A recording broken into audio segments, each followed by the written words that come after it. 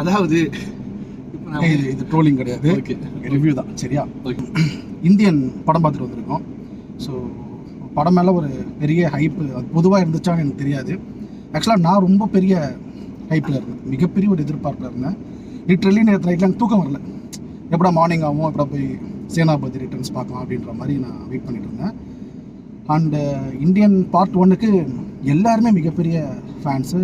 அந்த முக்கியமாக அந்த சேனாபதி கேரக்டருக்கு அந்த எதிர்பார்ப்போடு தான் போனேன் நான்.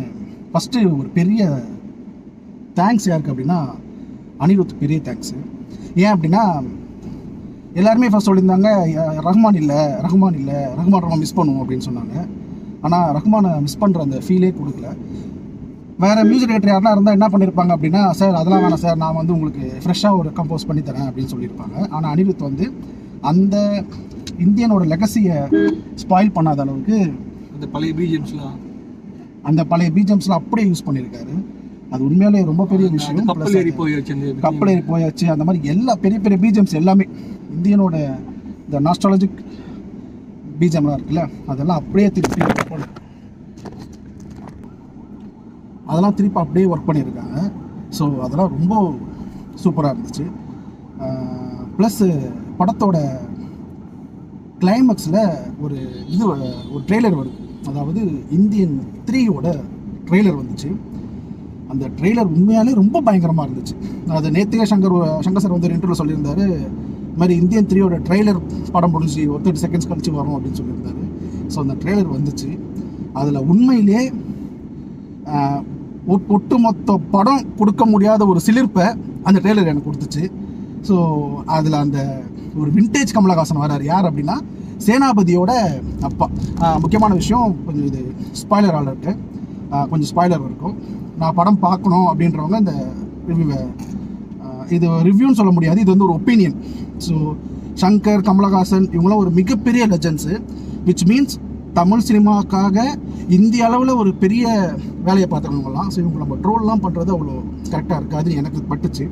அதனால் இது ஜென்யூனா எனக்கு என்ன ஃபீல் ஆச்சு, ஒரு இந்தியன் ஃபேனாக, ஒரு இந்தியன்ற ஒரு படத்தோட ஃபேனாக, நான் இந்தியன் 2 எந்த வருஷம் ரிலீஸ் ஆச்சுன்னு எக்ஸாக்டாக தெரியல. ஸோ சின்ன வயசுலேருந்தே அந்த ஒரு இந்தியன் அப்படின்ற அந்த ஒரு பிராண்டுக்கு ஒரு பெரிய ஃபேன் நான். ஸோ நிறைய விஷயங்கள் அதுலேருந்து லேர்ன் பண்ணலாம் இருக்கும் நம்ம. ஸோ அதனால் இது ஒன்று ட்ரோல்லாம் கிடையாது, ஒப்பீனியன், ரிவ்யூவும் கிடையாது. இப்போ என்ன அப்படின்னா, அந்த ட்ரெய்லரில் அந்த சேனாபதியோட அப்பா கேரக்டர் ஒன்று காட்டுறாங்க.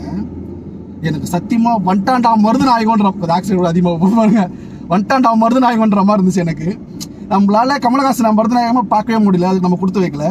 எனக்கு அந்த கேரக்டர் பார்க்கும்போது உண்மையும் அப்படி ஒரு மாதிரி பயங்கரமான ஒரு சிலிர்ப்பை உண்டாக்குச்சு எனக்கு. அது பயங்கரமாக இருந்துச்சு. ஸோ அவ்வளோதான். இப்போ நம்ம படத்தை பற்றி பார்க்கலாம். படத்தோட கதை என்ன அப்படின்னா, ட்ரெய்லரில் பார்த்தது தான். இப்போ இருக்கிற யங்ஸ்டர்ஸ் ஒரு 4 பேர் சேர்ந்து இங்கே இருக்கிற இந்த ஊழலையும் இங்கே இருக்கிற இந்த கொடுமைகளும் பொறுத்துக்க முடியாமல் இந்தியன் தாத்தாவை மறுபடியும் வர வைக்கிறாங்க. ஸோ அவர் வராரு, வந்து என்ன ஆகுது அப்படின்றது தான் கதை. அந்த 4 பேருமே அந்த இந்தியன் தாத்தாவை புறக்கணிச்சா என்ன ஆகும், ஏன் அவங்க புறக்கணிக்கிறாங்க, இதுதான் கதை. ஓகேவா? இந்தியன் 2ல் என்ன பெரிய தப்பாச்சு அப்படின்னா, இவங்க இந்த பார்ட் 2 பார்ட் 3ன்னு போனாங்கல்ல, அதுதான் ஒரு பெரிய பிரச்சனை ஆயிடுச்சு. இதை டீசெண்டாக பார்ட் 2வாகவே முடிச்சிருக்கலாம். நான் அந்த பார்ட் 3க்கான ட்ரெய்லர் வருதுன்னு சொன்னேன் இல்லையா, அந்த ட்ரெய்லர் தான் இங்கே, அந்த சீக்வன்ஸ் தான் இங்கே செகண்ட் ஹாஃபில் வர வேண்டியது. அப்படி பேசி தான் எல்லாருமே அந்த ப்ராஜெக்டில் கொண்டு வந்து கமிட் பண்ணியிருக்காங்க. இது அப்படியே பண்ணியிருந்தால் இது ஒரு சூப்பர் படமாக வந்திருக்கும். இதில் பெரிய பிரச்சனை என்னென்னா, ஒவ்வொரு சீனும் அவ்வளோ லென்த்து, ரொம்ப பெரிய. அதாவது நம்ம ஒரு சீனை எடுத்துட்டு இதெல்லாம் வேணான்னு சொல்லிட்டு கட் பண்ணுவோம்ல, அந்த மாதிரி கட் பண்ணவே இல்லை. ஷூட் பண்ணதை அப்படியே எடிட் பண்ணி படத்தை விட்டுருக்காங்க. அவ்வளோ பெரிய லென்த்து சீனு, ஒரு சீன் 2 சீன் இல்லை, ஒட்டுமொத்தமாகவே எல்லாமே இப்போ லென்த்து சீனு. பார்ட் 1ல் என்ன ஒரு பெரிய ப்ளஸ்னால், சுஜாதா சார் இருந்தார். அந்த மாதிரி நம்ம 2ஆக பிரிக்கலாம், பிஃபோர் சுஜாதா, ஆஃப்டர் சுஜாதான்ற மாதிரி. பிஃபோர் சுஜாதா ஒரு சுஜாதாவுக்கு முன்னாடி வந்து பயங்கரமாக அவரோட டயலாக்ஸ்லாம் அப்படி இருக்கும். இந்த சேனாபதி கேரக்டர் இந்தியன் படத்தில் இந்த வீடியோ கொஞ்சம் லென்த்தாக தான் இருக்கும். இந்தியன் படத்தில் ஒரு அப்பா தான் பிள்ளைய கொல்ல போகிறான், சரிங்களா? இதை வந்து தமிழ்நாட்டில் சொல்லணும். இதை வந்து இங்கே யாராலுமே அக்செப்ட் பண்ணிக்க முடியாது. என்ன பெரிய இதுவாக இருந்தாலுமே அப்போ எப்படி பிள்ளைய கொள்ளுவான் அப்படின்ற மாதிரி ஒரு கொஸ்டின் வந்துடக்கூடாதுன்றதுக்காக அதை கன்வின்ஸ் பண்ணுறதுக்கு சுஜாதா ஒரு டைலாக் எழுதியிருப்பாரு. அந்த சீன் அது காப்பிரைட்ஸ் வராதுன்னா நான் உங்களுக்கு ஆட் பண்ணுறேன் பாருங்கள். அது எல்லாருக்குமே ஃபேவரட் சீன். இந்தியன் படம் பார்த்தவங்க எல்லாருக்குமே இந்த மாதிரி அவனுக்கு முத்தம் கொடுத்தா வலிக்கூடாதுன்னு மீசை எடுத்த சேனாபதி இன்னைக்கு அவனே எனக்கு தயாராகிட்டான்னு சொல்லிட்டு அந்த சுதந்திர போராட்ட சீன்லாம் பார்த்தா கமல் மீசை வச்சிருப்பாரு. இந்த சந்துரு கமல் இந்த ஃப்ளாஷ்பேக் ஆடுறது மீசை இருக்காது. இவர் கொன்னதுக்கு அப்புறம் சேனாபதி கேட்டு மீசை வச்சிருக்கும். ஸோ அப்படி ஒரு டீட்டெயிலிங், அவ்வளோ ஒரு டைலாக்லாம் அப்படி இருக்கும். இப்போ சுஜாதா சாரும் இல்லை, இவங்க எல்லாமே அப்போ என்ன பண்ணியிருக்கலாம், ஒரு விஷுவல் மூலியமாக காட்டலாம் ட்ரை பண்ணியிருக்கலாம். படம் ஃபுல்லாக பேசிக்கிட்டே இருக்காங்க. அதை விட பெரிய பிரச்சனை என்ன அப்படின்னா, இதனா ஒரு புதுசாக எதனா சொல்லியிருக்கலாம். இந்தியாவில் ஊழலாக இல்லை, ஒட்டுமொத்த ஊழல்வாதிங்க தான், நமக்கு தெரியாத ஒரு சில ஊழல்களை பற்றி பேசியிருக்கலாம். இந்த மாதிரி ஊழல் பண்ணுறாங்க அப்படின்ற மாதிரி பேசியிருக்கலாம்.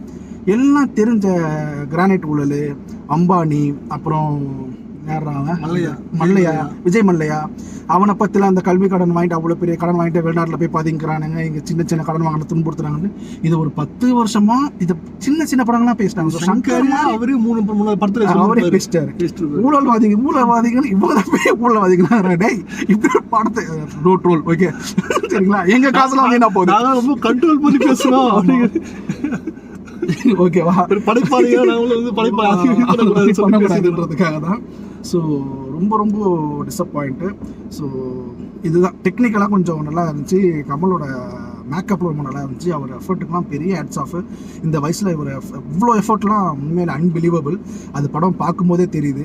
நமக்கே ஒரு சில வருஷத்தில் எனக்கெல்லாம் லிட்ரலி கொஞ்சம் கஷ்டமாக இருந்துச்சு, ஏன்டா இவ்வளோ கஷ்டப்படுத்துறீங்க அப்படின்ற மாதிரி இருந்துச்சு. ஸோ பார்ட் 3க்காக வெயிட்டிங்கு. முடிஞ்சால் இன்ட்ரெஸ்ட் இருக்கவங்க, உங்களுக்கு ரொம்ப பொறுமை இருக்குது அப்படின்னா அதை விட சித்தார்த்தோட ஆக்டிங்கை பார்க்குற அந்த கொடுமையை என்னால் சகிச்சிக்க முடியும் அப்படின்னா போய் பாருங்கள். ஒரு சில சீன்லாம் இந்த அவனுங்களாம் கூப்பிடுவானுங்க, கம்பேக் இந்தியானு கூப்பிடுவானுங்க, என்ன ஏன்டா நீங்கள் கூப்பிட்டீங்க அப்படின்ற மாதிரி தான். நோ ட்ரோல் இது ட்ரோல் இல்லை, ஒரு ஸ்பாயிலர் வச்சுக்கோங்க. படம் பார்த்த மாதிரி நமக்கே தெரியுது இந்த சீன் இங்கே கட் பண்ணியிருக்கலாமேன்னு சொல்லிட்டு தேவையில்லாமல் ஒரு சீனில் இதான் ஸ்பாயிலர்னு சொன்னேன். சித்தார்த் வந்து ரொம்ப படம் வந்து ப்ரெடிக்டபிளாக தான் இருந்துச்சு. சமுத்திரனியோட சீன் வரும், அவன் ஏன் இதை பண்ணன்னு சொல்லி முடிச்சிருவான். முடிஞ்சிச்சு, இதெல்லாம் நீ பண்ணேன்னு சொல்லிட்டு முடிச்சிடும்.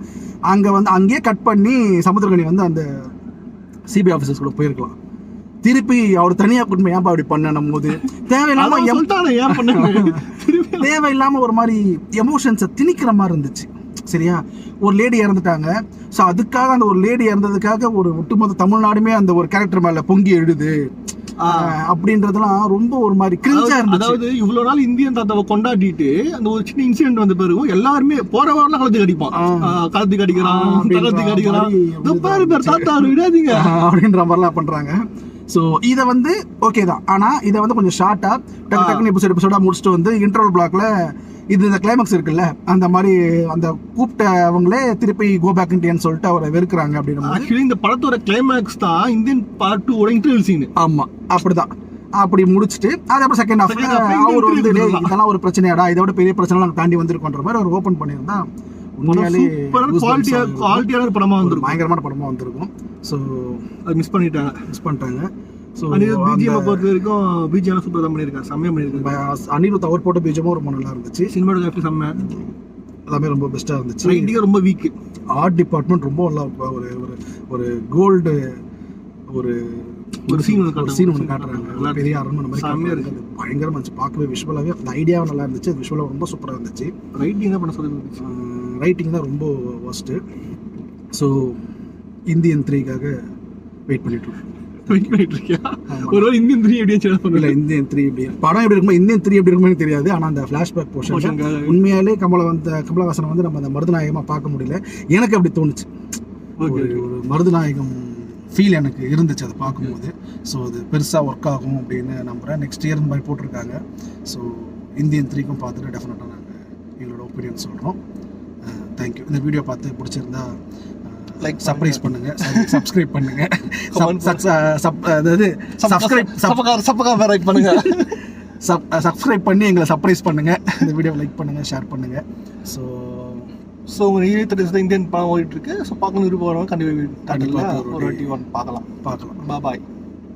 பாபாவா பாய் பாய் பாய் பாய் ஓகே பாய் பாய். ஆமா ரஜினி கேமியோ எல்லாம் இருக்குல்ல படத்துல. ஆமா ரஜினி கேமியோ இருக்கு, கண்டிப்பா போய் பாருங்க. அப்புறம் இந்த ட்ரெய்லர்ல வந்து நிறைய சீன் படத்துல வரல, அதெல்லாம் பார்ட் 3 போல. கமல்ஹாசன் இந்த இதெல்லாம் பண்ணி இந்த பெரிய மோஜன் யோகாலாம் பண்ணுவார், அந்த சீன்லாம் வரல.